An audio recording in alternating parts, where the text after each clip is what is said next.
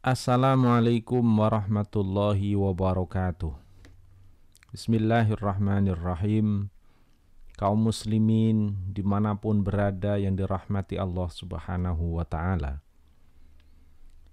Cucu Nabi Muhammad SAW yang lahir dari Sayyidah Fatimah dan Sayyidina Ali bin Abi Thalib adalah yang pertama Sayyidina Hasan, yang kedua Sayyidina Husain, yang ketiga Sayyidah Zainab, dan yang keempat Sayyidah Ummu Kulthum.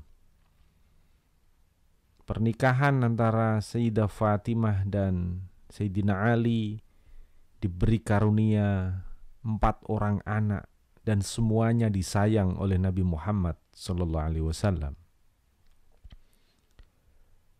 Dari keempat itu, nama Sayyidina Husain begitu melegenda dalam sejarah Islam karena wafatnya Sayyidina Husain terjadi dalam satu peristiwa yang tragis, yang kelam dan memilukan dalam sejarah.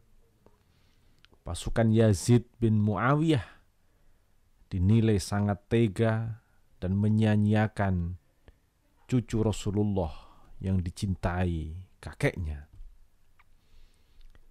Saat wafatnya Sayyidina Husain itu, keluarganya menjadi saksi, seperti Sayyidah Zainab adiknya dan Sayyid Ali Zainal Abidin putranya.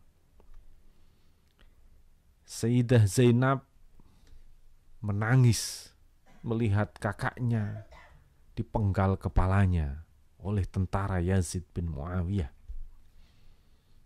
Sementara Sayyid Ali Zainal Abidin saat itu masih kecil dan sedang sakit, tak kuasa melihat ayahandanya meninggal dengan sangat tragis.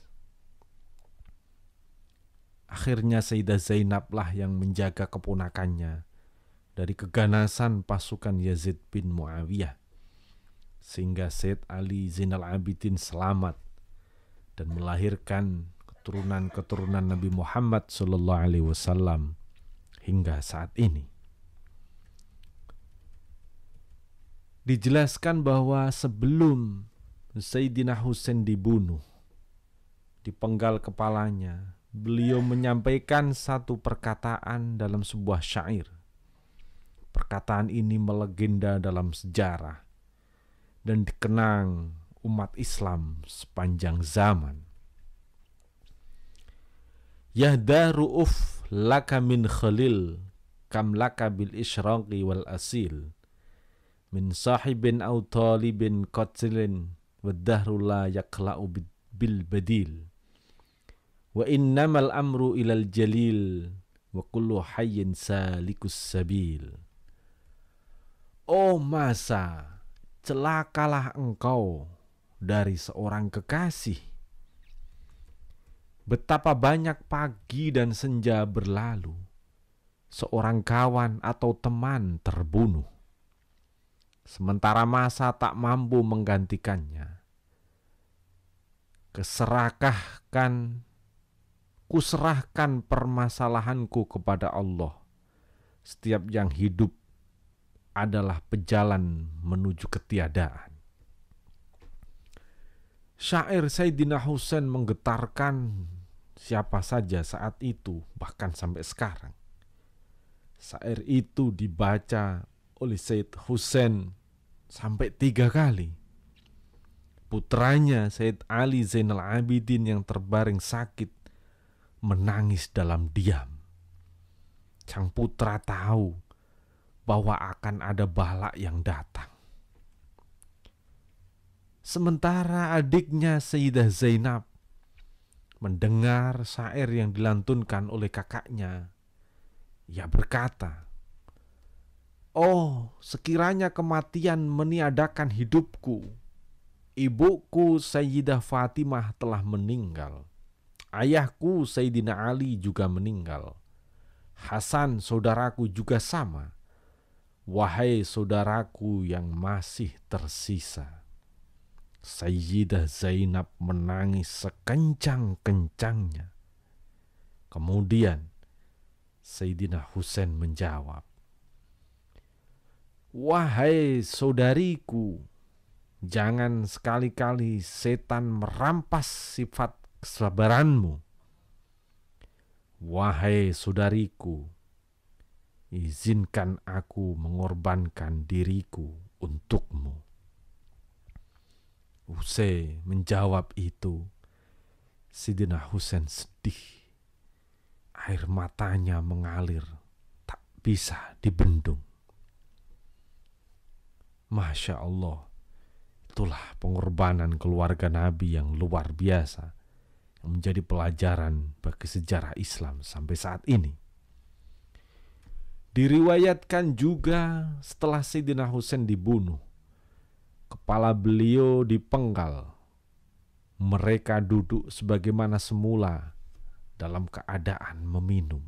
Maka tiba-tiba sebuah pena yang terbuat dari besi keluar dari tembok, lalu menulis sebuah syair. Atarju ummatan qatalat Husainan syafa'ata jaddihi yaumal hisab.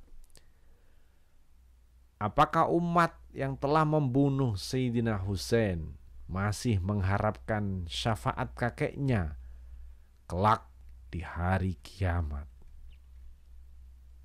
Itu tulisan pena yang berjalan sendiri atas izin Allah Subhanahu wa ta'ala. Saat itu semua pasukan sebenarnya merinding.